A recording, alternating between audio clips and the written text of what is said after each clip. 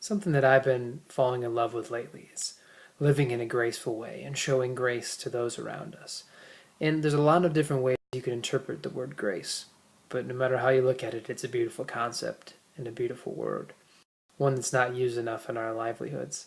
And I think we should all use it more and practice it more in our life. And what I mean by living in grace is to come upon an instance where you feel the desire to make a decision about what somebody deserves or a type of consequence that might be coming to somebody else for their actions. So far as saying, I've washed the dishes the last 3 times, so my housemate is going to have to wash them this time. And taking that judgment and just washing the dishes. Or even bigger than that, having somebody who's wronged you once and just completely forgiving them and not even seeing the wrong, but understanding why it happened and letting it go. And then also within yourself, the things that you don't speak in less obvious situations where you're going to let maybe the uncleanliness of somebody you're living with bother you, and you just let it go and let them be themselves. Or somebody is doing some sort of behavior that tends to get on your nerves, and you just let it go and realize that it's your decision to say whether that gets on your nerves or not, and letting it go.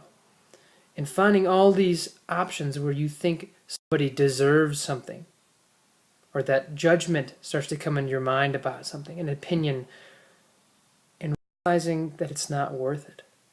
It's not worth the suffering that brings in, not worth the chaos that introduces into the world, and also realizing that you are incapable of making those judgments. That you, as a flawed being with flawed perception, creating flawed concepts in your mind, can't understand all the issues that are in place, all of the factors that have influenced that decision, all the things that have come together to create what has happened in front of you and that experience that you're in. And realizing that all your concepts about it and your tendency to judge it, it's all false. And that you really don't know anything in the first place. And in the realization, just letting be what is. Letting it go. Letting it slide. Living in harmony with it. Gracefully sliding along through life with all that is around you. Instead of creating obstacles, instead of creating resistance, instead of creating all the problems, creating all the frustration. Just living in grace. It brings peace and harmony into your life. And even to take it a step further, grace and showing grace and living in grace, that's what blows people's minds. That's what gets things to change.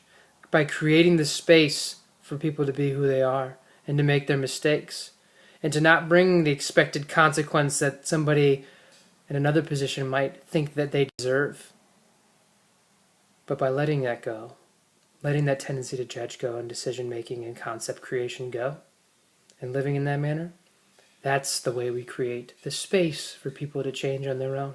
Because raging and making judgments and making conclusions and creating punishments and consequences for others and enacting them in all different various manners, punishment, etc., that's not what gets people to change.